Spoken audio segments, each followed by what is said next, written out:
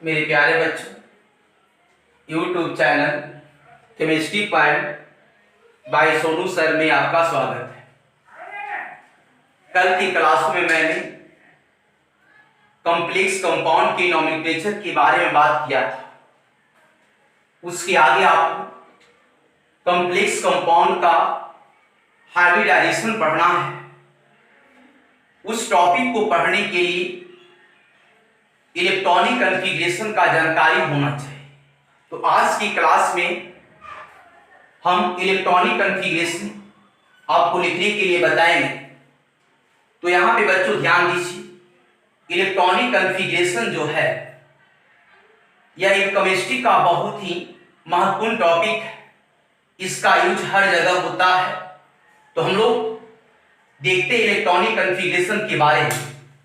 यहाँ पर ध्यान दीजिएगा, हेडिंग डाले हुए हम लोग इलेक्ट्रॉनिक कॉन्फ़िगरेशन। इसका हिंदी होता है इलेक्ट्रॉनिक विन्यास। इलेक्ट्रॉनिक विन्यास हम लोग चार तरह से लिखते हैं। एक आपका है shell wise electronic configuration. Shell wise electronic configuration है। सेल का मैं यहाँ हिंदी लिखा हूं कक्षा, या इसी को लिखते हैं सेल। दूसरा है सब सेल वाइज इलेक्ट्रॉनिक कॉन्फ़िगरेशन। सब सेल का यहाँ हिंदी लिखे हूं कक्षा। तीसरा है inert gas wise electronic configuration. Inert gas का यहाँ हिंदी लिखे अक्रिय गैस। उसी प्रकार से चौथा है ऑर्बिटल वाइज इलेक्ट्रॉनिक कॉन्फ़िगरेशन। यहाँ लिखे ऑर्बिटल का हिंदी ऑर्बिटल, इसी को लिखते हम लोग हैं कक्षा।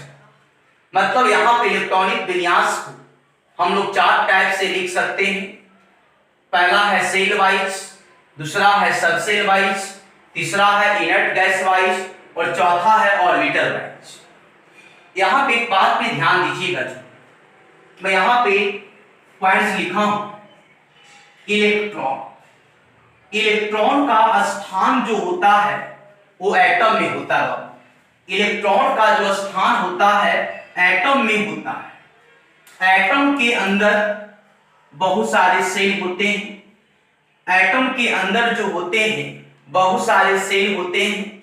उसी प्रकार से सेल के अंदर बहुत सारे सबसेल होते हैं। सेल के अंदर बहुत सारे सबसेल होते हैं और सबसेल के अंदर बहुत सारे ऑर्बिटल्स होते हैं। यानी कहने का मतलब है कि यहाँ पे आप याद रखेंगे, फिर से एक बार बता रहा हूं, ध्यान दीजिएगा। इलेक्ट्रॉन का स्थान एटम में होता है। एटम के अंदर बहुत सारे सब सेल होते हैं। एटम के अंदर बहुत सारे सेल होते हैं। सेल के अंदर बहुत सारे सबसेल होते हैं और यहाँ पे ध्यान दीजिएगा, सबसेल के अंदर बहुत सारे ऑर्बिटल होते हैं और ऑर्बिटल में हमेशा इलेक्ट्रॉन रहता है। तो आप इस क्रम को याद रखिए कि मैं बताया क्या, इलेक्ट्रॉन की बात की कि इलेक्ट्रॉन का स्थान एटम में होता है। एटम के अंदर सेल होते हैं। सेल के अंदर सबसेल होते हैं। सबसेल के अंदर ऑर्बिटल होता है और ऑर्बिटल में हमेशा इलेक्ट्रॉन होता है। लेकिन यहाँ पे एक पॉइंट लिखा हुआ है एटम। एटम आपको जानकारी होगा, एटम कहते किसको है? तो याद रखिएगा इसमें कि एटम जो होता है एलिमेंट का सबसे छोटा पार्टिकल होता है। एटम जो होता है एलिमेंट का सबसे छोटा पार्टिकल होता है। एटम जो होता है एलिमेंट का जो है सबसे छोटा पार्टिकल होता है। इस बात को ध्यान रखना है। इसमें एक और बात याद रखिए, एटम जो होता है वह जो है केमिकल रिएक्शन में पार्टिसिपेट करता है। मतलब रासायनिक अभिक्रिया में एटम भाग लेते हैं, लेकिन यह फ्री स्टेट में पाया नहीं जाता है। एटम जो है फ्री स्टेट में पाया नहीं जाता है, लेकिन केमिकल रिएक्शन में भाग लेता है। आप लोग इसको बेसिक क्लास में पढ़े होंगे एटम के बारे में। कॉन्फ़िगरेशन समझने के लिए कुछ बेसिक बातें यहाँ पे हम लोग करेंगे, जिसमें यहाँ पे डाले हेडिंग है न्यूक्लियस। न्यूक्लियस का हिंदी लिखिए नाभिक। न्यूक्लियस कहते किसको? न्यूक्लियस का मतलब क्या होता है? एक बात आप याद कर लीजिए, पहले किसी एटम के बीच का जो पार्ट होता है, किसी एटम के जो बीच में होता है उसी का नाम है न्यूक्लियस। यानी एटम का जो सेंटर में होता है, एटम के सेंटर में जो पार्ट होते हैं उसी का नाम होता है न्यूक्लियस। यहां पे लिखे हम लोग हैं central portion of an atom is called nucleus. परमाणु के केंद्रीय भाग को नाभिक कहा जाता है। परमाणु के केंद्रीय भाग को नाभिक कहा जाता है। जैसे मैंने यहां पे बाबू एक एटम लिया है, यहां एटम के, यहां ध्यान दीजिए, एटम के बीच में एक न्यूक्लियस है, एटम के बीच में एक न्यूक्लियस है और न्यूक्लियस के बाहर कुछ सर्कुलर पाथ होते हैं। न्यूक्लियस के बाहर जो होता है सर्कुलर पाथ होता है और उस सर्कुलर पाथ को बोलते हैं सेल। न्यूक्लियस के बाहर बहुत सारे यहाँ पे सर्कुलर पाथ होते हैं, उसी को बोलते हैं हम लोग हैं सेल बोलते हैं।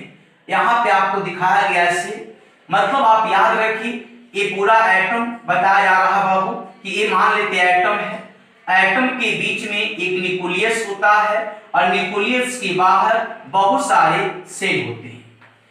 लेकिन यहाँ पे याद रखेंगे कि जो एटम बताया गया छोटो, एटम के 3 फंडामेंटल पार्टिकल्स होते हैं। यहाँ देखिए फंडामेंटल पार्टिकल्स, एटम के 3 फंडामेंटल पार्टिकल्स होते हैं। एक को कहते हैं इलेक्ट्रॉन, एक को कहते हैं प्रोटॉन और एक को कहते हैं न्यूट्रॉन। फंडामेंटल पार्टिकल्स कहने का मतलब मौलिक, मतलब यहाँ पे कह सकते हैं कि एटम के 3 फंडामेंटल पार्टिकल्स होते हैं, 3 मौलिक कण होते हैं। इसमें से एक का नाम है इलेक्ट्रॉन, एक का नाम है प्रोटॉन और एक का नाम है न्यूट्रॉन। इलेक्ट्रॉन का सिंबल यहाँ देखते हैं स्मॉल ई है, प्रोटॉन का सिंबल स्मॉल पी है और न्यूट्रॉन का सिंबल स्मॉल एन है। यहाँ इलेक्ट्रॉन पर यहाँ लिखे चार्ज माइनस है, प्रोटॉन पर प्लस होता है और न्यूट्रॉन हमेशा न्यूट्रल होता है। इसको याद रखेंगे कि एटम के 3 फंडामेंटल पार्टिकल्स होते हैं, एक का नाम है इलेक्ट्रॉन, एक का नाम है प्रोटॉन, एक का नाम है न्यूट्रॉन। इलेक्ट्रॉन का सिंबल स्मॉल ई, प्रोटॉन का सिंबल स्मॉल पी, न्यूट्रॉन का सिंबल स्मॉल ए। अब यहाँ पे एक बात आती है कि सर इस तीनों का स्थान जो होता है एटम में होता है, लेकिन ये तीनों एटम में मौजूद कहाँ होते हैं? ये तीनों जो इलेक्ट्रॉन, प्रोटॉन और न्यूट्रॉन है, ये तीनों फंडामेंटल पार्टिकल एटम में कहाँ पे मौजूद होते हैं, इसके बारे में आपको ध्यान रखना है। तो कहता इसमें है कि तीनों फंडामेंटल पार्टिकल में से जो इलेक्ट्रॉन होता है बाबू, इलेक्ट्रॉन प्रेजेंट होता है हमेशा सेल में। इलेक्ट्रॉन जो है ये प्रेजेंट होता है सेल में, जबकि इसमें प्रोटॉन और न्यूट्रॉन की बात करें तो प्रोटॉन और न्यूट्रॉन जो है ये प्रेजेंट होता है न्यूक्लियस में। यहाँ दिखाए हैं न्यूक्लियस में प्रोटॉन और न्यूट्रॉन प्रेजेंट होता है। यहाँ पे एक बात याद रखेंगे ध्यान से बउआ, न्यूक्लियस में प्रोटॉन और न्यूट्रॉन होते हैं, लेकिन प्रोटॉन पर यहाँ पे होता है पॉजिटिव चार्ज और न्यूट्रॉन पर यहाँ कोई चार्ज नहीं होता है, मतलब न्यूट्रॉन न्यूट्रल होता है। और यहाँ पे आप ध्यान रखना है कि न्यूक्लियस में बहुत सारे प्रोटॉन होते हैं, बहुत सारे प्रोटॉन होते हैं और न्यूट्रॉन भी होता है, लेकिन न्यूट्रॉन न्यूट्रल होता है। इसलिए यहाँ पे आपको ध्यान रखना है, यहाँ पे प्रोटॉन पर बहुत सारा पॉजिटिव चार्ज होने के कारण इस न्यूक्लियस के ऊपर पॉजिटिव होता है। यानी कहने का मतलब है न्यूक्लियस को हम बोल सकते हैं कि न्यूक्लियस एक पॉजिटिव सेंटर होता है, मतलब न्यूक्लियस है ना हमेशा पॉजिटिवली चार्ज होता है, एक पॉजिटिव सेंटर होता है। क्यों? क्योंकि यहाँ पे बहुत सारे प्रोटॉन होते हैं और बहुत सारे प्रोटॉन का मतलब प्रत्येक प्रोटॉन के ऊपर पॉजिटिव होता है, इसलिए हम न्यूक्लियस को बोलते हैं एक पॉजिटिव सेंटर होता है। अब देखिए यहाँ से ध्यान दीजिएगा, एक बार फिर से बता रहा हूं कि एटम के 3 फंडामेंटल पार्टिकल्स में से इलेक्ट्रॉन का स्थान सेल में होता है, जबकि प्रोटॉन और न्यूट्रॉन का स्थान न्यूक्लियस में होता है। प्रोटॉन और न्यूट्रॉन का स्थान न्यूक्लियस में होता है। अब यहां पे ध्यान दीजिए, इलेक्ट्रॉनिक कॉन्फ़िगरेशन लिखने के लिए इलेक्ट्रॉन की आवश्यकता होती है। तो यहां पे हम लोग किसी एटम में इलेक्ट्रॉन कितना होगा ये आपको जानकारी होना चाहिए। उसके लिए मैंने यहाँ पे कुछ बेसिक बात बताया हुआ, इसको ध्यान दीजिए। यहाँ पे मैं लिखा हूं कि Z बराबर P बराबर E। ध्यान से देखिए, Z आपका है एटॉमिक नंबर, जिसको बोलते हैं परमाणु संख्या। Z बराबर P है, P मेरा है प्रोटॉन और E मेरा है इलेक्ट्रॉन। तो यहां पे आप याद रखिए कि Z बराबर P बराबर E होता है। Z बराबर P बराबर E तब होगा जब आपका एटम्स न्यूट्रल होता है। न्यूट्रल का मतलब उदासीन होता है, मतलब उस पर कोई चार्ज नहीं होता है। उस कंडीशन में जितना एटॉमिक नंबर होगा उतना ही आपका प्रोटॉन होगा, उतना ही आपका इलेक्ट्रॉन होगा।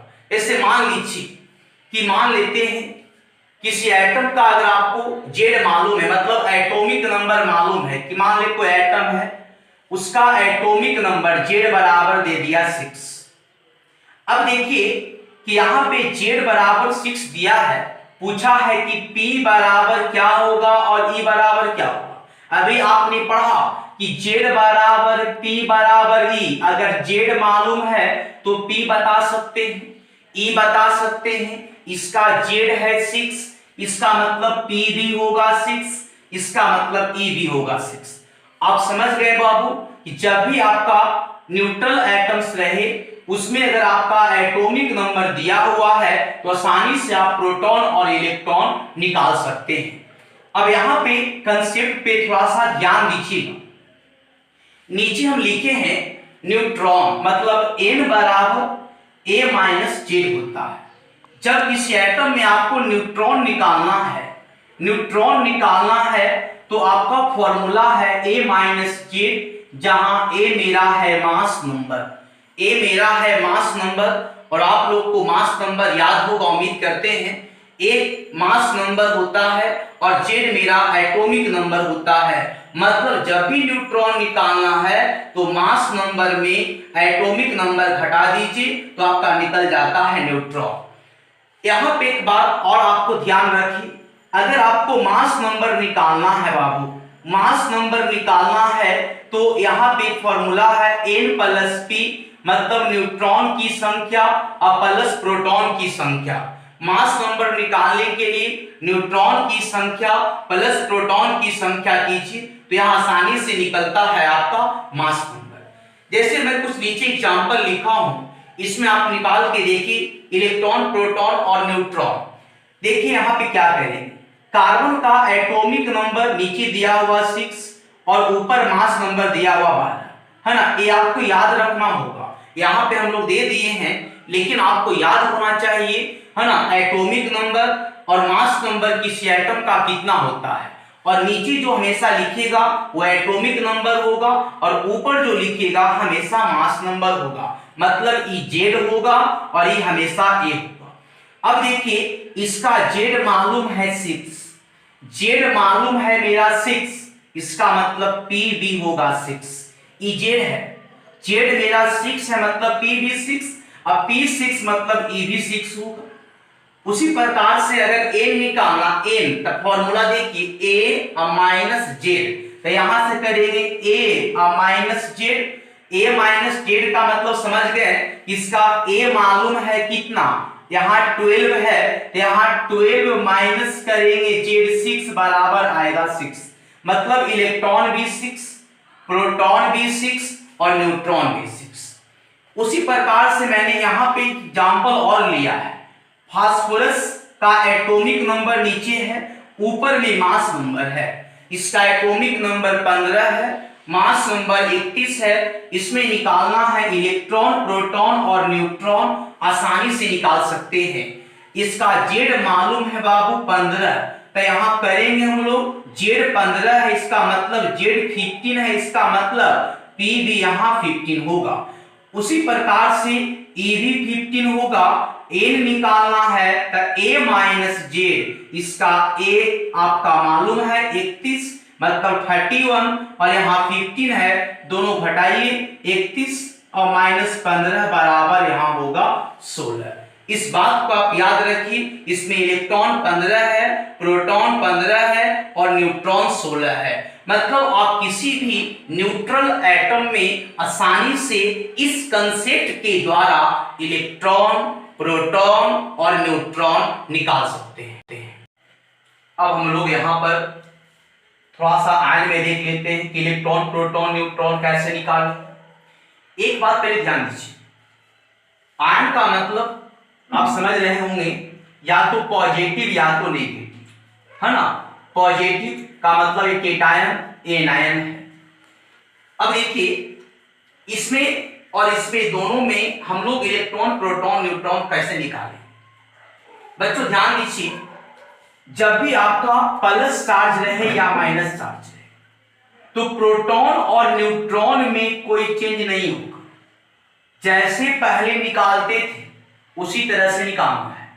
प्रोटॉन और न्यूट्रॉन में कोई चेंज नहीं, मतलब आप समझ रहे हैं। ये आपका Z मालूम है इसका सोडियम का 11, यहाँ A मालूम है इसका 23। तो यहां से आप ध्यान दीजिए, Z मालूम है तो भी आपने पढ़ा था कि Z बराबर P, मतलब यहाँ पे प्रोटॉन भी होगा 11। न्यूट्रॉन निकालने का फॉर्मूला आपको मालूम है A माइनस Z, तो A इसका है कितना 23 और माइनस यहाँ Z कितना है इसका 11 है, मतलब यहाँ 23 माइनस 11 बराबर आ गया आपका 12। लेकिन बच्चों इलेक्ट्रॉन आप निकालते, अगर यहाँ प्लस नहीं होता तब इलेक्ट्रॉन यहाँ 11 होता। कब? जब प्लस नहीं होता तब इलेक्ट्रॉन यहाँ होता 11। लेकिन यहाँ पे प्लस दिया हुआ है, ध्यान दीजिएगा, जितना प्लस है इलेक्ट्रॉन की संख्या में उतना घटा दीजिए। तब यहाँ देखिए प्लस 1 है तो इसमें घटाएंगे 1, मतलब यहाँ आएगा इलेक्ट्रॉन की संख्या 10। मतलब जितना प्लस रहेगा ना इलेक्ट्रॉन की संख्या में उतना घटाना है। मतलब कब? यहाँ अगर प्लस नहीं होता तब यहाँ 11 होता, लेकिन यहाँ पे याद रखिए प्लस है तो यहाँ पे क्या करेंगे, यहाँ 1 घटाएंगे, मतलब यहाँ इलेक्ट्रॉन की संख्या होगा आपका 10। उसी प्रकार से आपका ऑक्सीजन में आ जाइए। ऑक्सीजन में आप ध्यान दीजिए, इसका एटॉमिक नंबर दिया हुआ है 8 और मास नंबर दिया हुआ है 16। इसमें निकालना है प्रोटॉन, इलेक्ट्रॉन और न्यूट्रॉन। तो आप देख सकते हैं कि प्रोटॉन में कोई चेंज नहीं, मतलब प्रोटॉन होगा 8, न्यूट्रॉन निकालना है A माइनस Z, 16 माइनस 8 यहाँ हो गया 8। लेकिन इलेक्ट्रॉन निकालना है बाबू तो क्या करेंगे, अगर माइनस नहीं होता तब इलेक्ट्रॉन यहाँ 8 होता, लेकिन माइनस नहीं होता तब इलेक्ट्रॉन 8 होता, लेकिन माइनस है तो माइनस में हमेशा प्लस करना है। मतलब 8 प्लस 2 यहाँ कितना होगा बाबू 10, है ना। 8 प्लस 2 10 होगा। आप याद रखेंगे अगर माइनस रहे तो वहां पे प्लस करना है इलेक्ट्रॉन में, जबकि प्लस रहे तो हमेशा इलेक्ट्रॉन में माइनस करना है। प्लस में घटाना है और यहाँ माइनस में जो है यहाँ पर जोड़ना है। अब हम लोग यहाँ पर बात करते हैं सेल के बारे में। सेल कहते किसको है, तो यहाँ पे मैं भी लिखा हूं the path of electron around the nucleus is called shell. कहने का मतलब है कि न्यूक्लियस के बाहर जो चारों ओर आपका जो इलेक्ट्रॉन का पाथ होता है, पाथ का मतलब होता है रास्ता। The path of electron around the nucleus is called shell. Nucleus के मान लीजिए किसी एटम का न्यूक्लियस, इस न्यूक्लियस के चारों ओर जो इलेक्ट्रॉन का पाथ होता है, पाथ का मतलब रास्ता होता है, इसी रास्ता को बोलते हैं हम लोग है सेल। मतलब न्यूक्लियस के चारों ओर जो इलेक्ट्रॉन का पाथ होता है उसको बोलते हैं सेल। और सेल को हम लोग ऑर्बिट भी कहते हैं, मतलब सेल को ऑर्बिट भी कहा जाता है, इस बात को याद रखेंगे। सेल को ऑर्बिट भी कहते हैं या इसी को हम लोग एनर्जी लेवल भी कहते हैं। मतलब इसको याद रखेंगे, सेल को ऑर्बिट कहिए चाहे आप एनर्जी लेवल कहिए, ये आपका बात बराबर है। तो आप समझ गए होंगे कि किसी भी न्यूक्लियस की बात करें तो न्यूक्लियस के चारों ओर जो इलेक्ट्रॉन का रास्ता होता है, इलेक्ट्रॉन का जो पाथ होता है, जिस पर इलेक्ट्रॉन घूमता है, उसी को हम बोलते हैं सेल। सेल को ऑर्बिट भी कहते हैं या इसी को बोलते हैं एनर्जी लेवल बोलते हैं। यहाँ पे सेल को हम लोग रिप्रेजेंट करते हैं के द्वारा, एल के द्वारा, एम के द्वारा, एन के द्वारा, है ना, ओ के द्वारा, पी के द्वारा, लेकिन अधिकांशतः एन तक यूज होता है ना, के एल एम एन, यहाँ लिखे हैं डॉट डॉट डॉट etc। आगे और कर सकते हैं, ओ कर सकते हैं, पी कर सकते हैं। यहाँ पे आप इसको ध्यान रखेंगे। मतलब सेल को हम लोग रिप्रेजेंट करते हैं के द्वारा, एल के द्वारा, एम के द्वारा, एन के द्वारा। उसी प्रकार से यहाँ हम लोग देखेंगे, बाबू ध्यान दीजिएगा। यहाँ पे इस फिगर में देखेंगे, ये मान लीजिए कोई एटम है ना, और एटम के बीच में न्यूक्लियस है, और यहाँ देखिए कि न्यूक्लियस के बाहर मैंने बहुत सारा सेल बनाया है ना। न्यूक्लियस के बाहर मैंने बहुत सारा वृत्ताकार पथ बनाया है, सर्कुलर पाथ बनाया है ना, जिसको हमने बोला है सेल। तो न्यूक्लियस के बाहर बहुत सारे सेल होते हैं, जिसमें न्यूक्लियस के सबसे निकट होता है उसको बोलते हैं के सेल। के बाद होता है एल सेल, एल के बाद होता है एम सेल, और एम के बाद होता है एन सेल। यानी कहने का मतलब है जो न्यूक्लियस के निकट होता है उसको बोलते हैं के सेल, के बाद होता है एल, एल के बाद होता है एम, एम के बाद होता है एन। अब देखिए जो के होता है वो आपका पहला सेल होता है, उसी प्रकार से जो एल होता है वो दूसरा सेल होता है, जो एम होता है वो तीसरा सेल होता है, जो एन होता है वो चौथा सेल होता है। इसको एकदम याद रखिए, है ना, कि न्यूक्लियस के सबसे निकट वाले सेल को बोलते हैं के सेल, के बाद होता है एल, एल के बाद होता है एम, एम के बाद होता है एन। के सेल मेरा पहला सेल होता है, एल मेरा दूसरा सेल होता है, एम मेरा तीसरा सेल होता है, ए मेरा चौथा सेल होता है। अब एक बात आती यहाँ पर है कि किस सेल में कितने इलेक्ट्रॉन्स होते हैं, इसको एकदम आपको याद रखना है कि सेल में इलेक्ट्रॉन की संख्या कितना होता है। तो आप याद रखिए किसी भी सेल में इलेक्ट्रॉन की अधिकतम संख्या निकालने के लिए मेरे पास एक फॉर्मूला है 2n²। यहाँ पे लिखे हैं कि maximum number of electrons in an orbit, यानी ऑर्बिट में इलेक्ट्रॉनों की अधिकतम संख्या निकालने के लिए मेरे पास एक फॉर्मूला है जो आपका दिया हुआ है 2n²।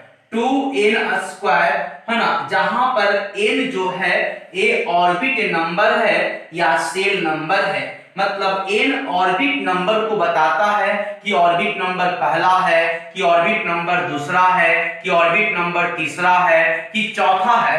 मतलब हमेशा याद रखिए किसी भी सेल में अगर इलेक्ट्रॉन की अधिकतम संख्या निकालना है उसके लिए फॉर्मूला है 2n²। 2n², जहां पर n जो है आपका ऑर्बिट नंबर है। अब इस सेल में देखना है कि इलेक्ट्रॉन की अधिकतम संख्या क्या है। मतलब जितना भी यहां सेल लिखे, K shell, L shell, M shell और एन सेल, इन सभी सेल में इलेक्ट्रॉनों की अधिकतम संख्या कितना होगा इसको देखते हैं हम लोग। अभी मैंने फॉर्मूला बताया कि किसी भी सेल में इलेक्ट्रॉन की अधिकतम संख्या निकालने का फॉर्मूला होता है बाबू 2n² होता है, जहां पे जो n बताए थे ये आपका ऑर्बिट नंबर होता है, ये ऑर्बिट नंबर होता है या इसी को बोलते हम लोग हैं सेल नंबर बोलते हैं, इसी को बोलते हैं सेल नंबर। अब इस फॉर्मूला में बारी बारी से हम लोग n का मान रखेंगे। तो आपको पता है कि k सेल के लिए n का मान 1 होता है, l सेल के लिए n का मान 2 होता है, m सेल के लिए n का मान 3 होता है और n सेल के लिए n का मान 4 होता है।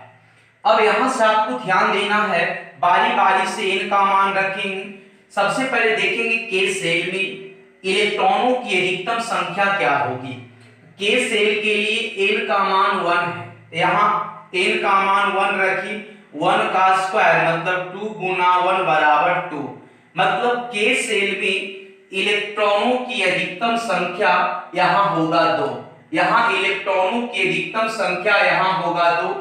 उसी प्रकार से अगर हम बात करते हैं L सेल में, तो L सेल में भी आप ध्यान रखेंगे, L सेल के लिए क्या करेंगे, n का मान यहाँ 2 पुट करेंगे, तब यहाँ से n का मान 2, तो मतलब 2 का स्क्वायर 2 और 2 दूना कितना हो गया 4, 4 दूना यहाँ हो गया 8, मतलब L सेल में इलेक्ट्रॉन की अधिकतम संख्या यहाँ 8 होगा। उसी प्रकार से हम लोग बात करेंगे M सेल के लिए। M सेल के लिए n का मान 3 है बाबू, यहाँ पे n का मान हम 3 रखेंगे, 2 गुना 3 का स्क्वायर 2 गुना 9 बराबर यहाँ 18, मतलब M सेल के लिए M सेल में इलेक्ट्रॉनों की अधिकतम संख्या होगा यहाँ 18। उसी प्रकार से हम बात करते हैं N सेल। N सेल के लिए n का मान यहाँ 4 है, तो यहाँ से n का मान यहाँ 4 पुट कीजिए, 4 का स्क्वायर 2 गुना 16 बराबर यहाँ 32, मतलब n सेल में इलेक्ट्रॉन की अधिकतम संख्या यहाँ होगा 32। इसको याद रखिए कि किसी भी सेल में इलेक्ट्रॉन की अधिकतम संख्या निकालने का फॉर्मूला है 2n², जहां n है मेरा ऑर्बिट नंबर। और यहाँ पे याद रखना है कि K सेल में अधिकतम इलेक्ट्रॉन की संख्या 2 हो सकती है। उसी प्रकार से L सेल में अधिकतम इलेक्ट्रॉन 8 हो सकता है, M सेल में अधिकतम इलेक्ट्रॉन 18 हो सकता है और N सेल में अधिकतम इलेक्ट्रॉन 32 हो सकता है। इसको एकदम याद रखना है, K में अधिकतम इलेक्ट्रॉन 2 हो सकता है, L में अधिकतम इलेक्ट्रॉन 8 हो सकता है ना। उसी प्रकार से M सेल में अधिकतम इलेक्ट्रॉन 18 हो सकता है और N सेल में अधिकतम इलेक्ट्रॉन 32 हो सकता है। अब हम लोग यहाँ पे देखते हैं सेल वाइज इलेक्ट्रॉनिक कॉन्फ़िगरेशन। पीछे आपको मैं बताया था इलेक्ट्रॉनिक कॉन्फ़िगरेशन हम लोग 4 टाइप से लिख सकते हैं। पहला बताए थे सेल वाइज इलेक्ट्रॉनिक कॉन्फ़िगरेशन, दूसरा बताए थे सबसेल वाइज इलेक्ट्रॉनिक कॉन्फ़िगरेशन, तीसरा बताए थे आपको inert gas wise electronic configuration और चौथा बताए थे ऑर्बिटल वाइज इलेक्ट्रॉनिक कॉन्फ़िगरेशन। तो हम लोग यहाँ देखते हैं सबसे पहले सेल वाइज इलेक्ट्रॉनिक कॉन्फ़िगरेशन, क्योंकि हम लोग सेल को पढ़ चुके हैं। सेल अभी बताया था आप लोग को कि सेल K होता है, L होता है, M होता है और N होता है। इसमें अधिकतम इलेक्ट्रॉन की संख्या 2 होता है, इसमें 8 होता है, इसमें 18 होता है, इसमें आपका 32 होता है, 32 होता है जी। अब इसको ध्यान दीजिए कि K में कभी भी 2 से अधिक इलेक्ट्रॉन नहीं हो सकता है, मतलब 2 से कम हो सकता है लेकिन 2 से अधिक नहीं हो सकता है। उसी प्रकार से L में कभी भी 8 से अधिक इलेक्ट्रॉन नहीं हो सकता है, 8 से कम हो सकता है लेकिन 8 से कभी भी अधिक नहीं हो सकता है। उसी प्रकार M की बात करें तो L में 18 इलेक्ट्रॉन से कभी अधिक नहीं हो सकता, मतलब 18 से कभी अधिक नहीं हो सकता है ना, 18 से कम हो सकता है। उसी प्रकार से L में जो है यहाँ याद रखेंगे कभी भी 32 से अधिक नहीं हो सकता है, 32 से कम हो सकता है। यहाँ पे एक बात आपको ध्यान रखना है, आपको जब भी इलेक्ट्रॉनिक कॉन्फ़िगरेशन लिखना है, इलेक्ट्रॉनिक कॉन्फ़िगरेशन लिखना है ना, किसी भी एलिमेंट का जब आपको इलेक्ट्रॉनिक विन्यास लिखना है तो आपको उसमें इलेक्ट्रॉन आना चाहिए निकालने के लिए। यानी कहने का मतलब है जब तक इलेक्ट्रॉन मालूम नहीं होगा तब तक आप उसका इलेक्ट्रॉनिक विन्यास नहीं लिख सकते। जैसे हम बात करते सबसे पहले हाइड्रोजन। अब हाइड्रोजन का लिखना है सेल वाइज इलेक्ट्रॉनिक कॉन्फ़िगरेशन।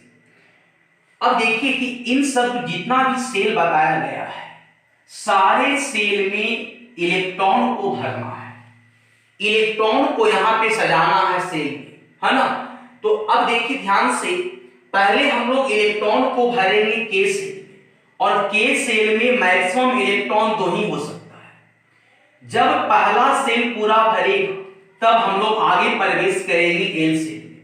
यानी कहने का मतलब है अगर के सेल पूरा भर जाता है, पूरा फिल हो जाता है, तब हम लोग जाते हैं एल सेल में।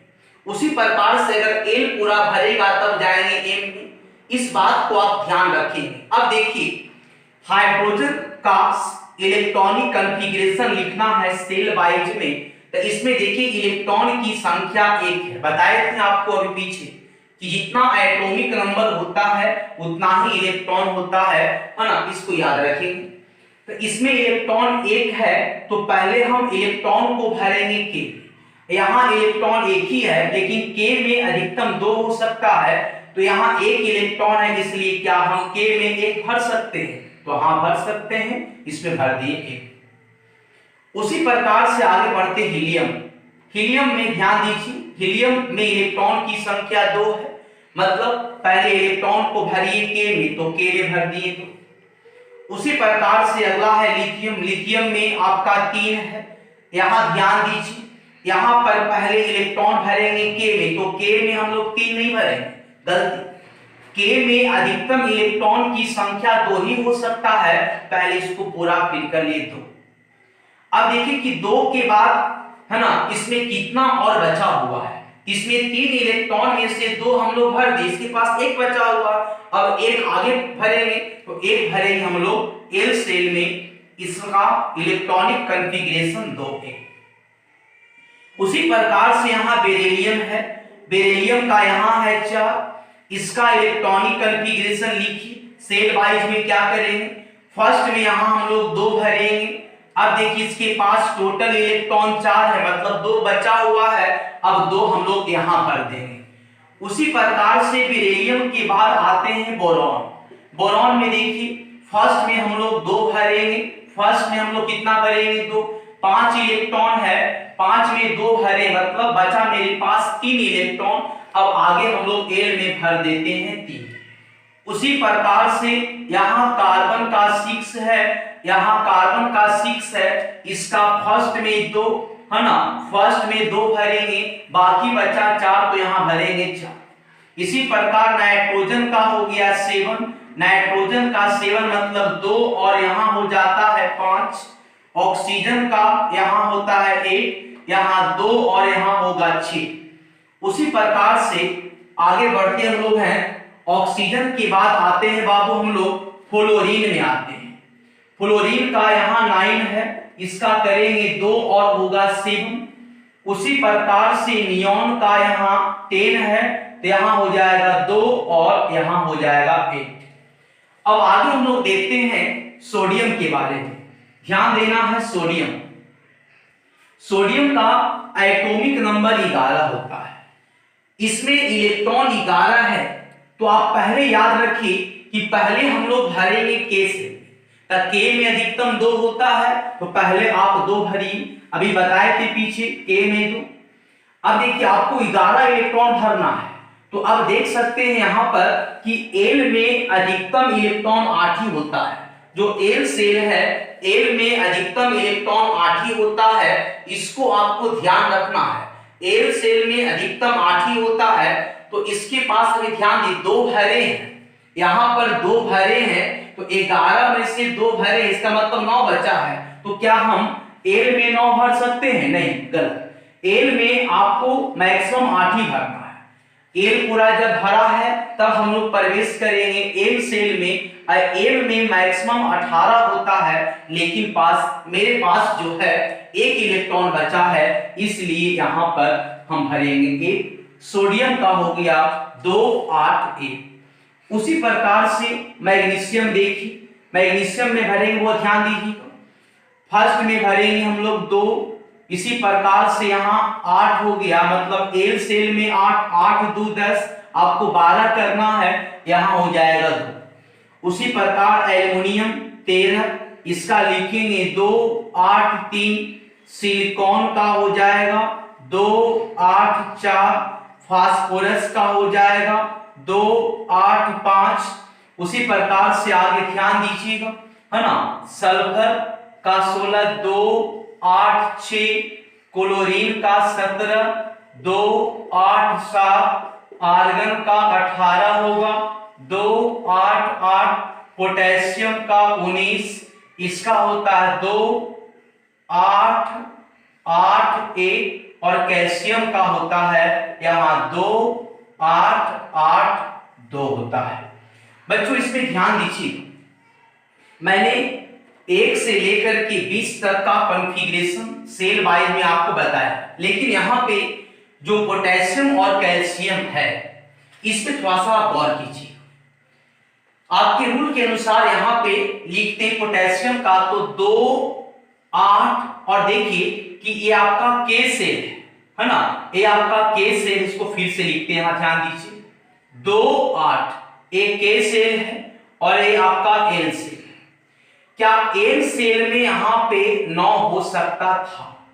अकॉर्डिंग टू रूल, मतलब रूल के अनुसार यहां पर 9 हो सकता था, लेकिन आप याद रखिए, है ना, आप याद रखेंगे कि जो बाह्यतम सेल होता है, बाहर का सेल होता है, बाह्यतम सेल में कभी भी 8 से अधिक इलेक्ट्रॉन नहीं होता है ना, बाह्यतम सेल में कभी भी 8 से अधिक इलेक्ट्रॉन नहीं होता है ना। इस बात के बारे में बताया था बोल और ब्यूरी नामक वैज्ञानिक ने।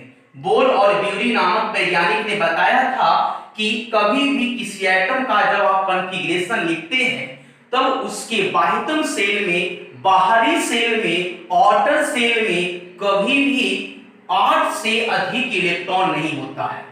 अब देखिए यहाँ बाह्यतम सेल में 9 है, तो ऐसा कभी नहीं हो सकता है, इसलिए यहाँ पे इसको लिखते हम लोग हैं 8 और यहाँ लिखते हैं 1।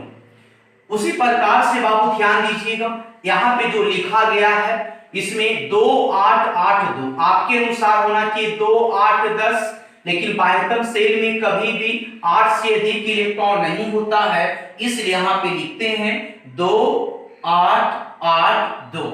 तो ये सेल वाइज इलेक्ट्रॉनिक कॉन्फ़िगरेशन 1 से लेकर के 20 तक एकदम आपको याद रखना है।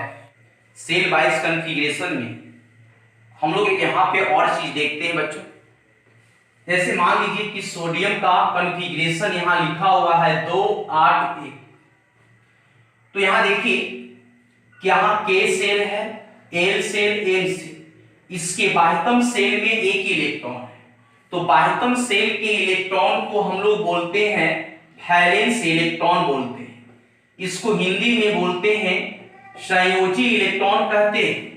और यहाँ पे याद रखेंगे कि वैलेंस इलेक्ट्रॉन को छोड़ करके शेष सभी इलेक्ट्रॉन को बोलते हैं कोर इलेक्ट्रॉन, मतलब इसको बोलेंगे हम लोग कोर इलेक्ट्रॉन बोलेंगे, और यहाँ कोर इलेक्ट्रॉन की संख्या 10 है। यानी कहने का मतलब है, याद रखिए कि बाह्यतम सेल में जो इलेक्ट्रॉन होता है उसको बोलते हैं वैलेंस इलेक्ट्रॉन, और वैलेंस इलेक्ट्रॉन को छोड़ करके, है ना, उसमें जितने भी इलेक्ट्रॉन्स होते हैं सारे को बोलते हैं कोर इलेक्ट्रॉन। जैसे मैं यहाँ एक एग्जांपल और देता हूं, मैग्नीशियम, इसका 2 8 2, बाह्यतम सेल के इलेक्ट्रॉन को बोलेंगे यहाँ पे ये वैलेंस इलेक्ट्रॉन है। उसी प्रकार से यहाँ पे ये दोनों जो है आपका कोर इलेक्ट्रॉन है, ये दोनों जो आपका है ये आपका कोर इलेक्ट्रॉन है, इसको आप ध्यान दीजिए, ये कोर इलेक्ट्रॉन की संख्या यहाँ पर 10 है, इसको आप ध्यान रखिए। मेरे प्यारे बच्चों, आज के लेक्चर में मैंने सेल वाइज इलेक्ट्रॉनिक कॉन्फ़िगरेशन का चर्चा की। कॉन्फ़िगरेशन के अगले पार्ट में हम लोग subshell wise electronic configuration, inert gas wise electronic configuration और ऑर्बिटल वाइज इलेक्ट्रॉनिक कॉन्फ़िगरेशन की चर्चा हम लोग करेंगे। लेकिन बच्चों ध्यान देना है, जो मैंने आज के पाठ में कॉन्फ़िगरेशन बताया है उसको आप ध्यानपूर्वक पढ़िए। और अगर मेरा वीडियो अगर पसंद आया है तो आप मेरे channel chemistry point by Sonu sir को सब्सक्राइब कीजिए और इस वीडियो को अधिक से अधिक शेयर कीजिए। आज के लेक्चर को मैं यहीं पर समाप्त करता हूं। धन्यवाद।